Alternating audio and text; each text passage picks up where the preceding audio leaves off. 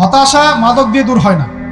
হতাশা দূর হবে, বলে দিব, তিনটা জিনিস, মাত্র তিনটা। কয়টা ভাই? এক, 5 ওয়াক্ত নামাজ। এক কি? নামাজে আপনি অজু করে সেজদা দেন, ইনশাল্লাহ আপনার মনে প্রশান্তি না আসলে আমাকে এসে বলেন যে আসে না।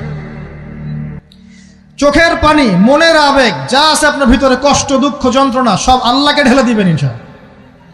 নিজের আবেগ ধরে রাখবেন এখানে, আপনি আল্লাহর জন্য ঢেলে দিবেন। মানুষকে আবেগ দেখা কি লাভ? মানুষ আপনার চোখের পানির মর্ম বুঝবে?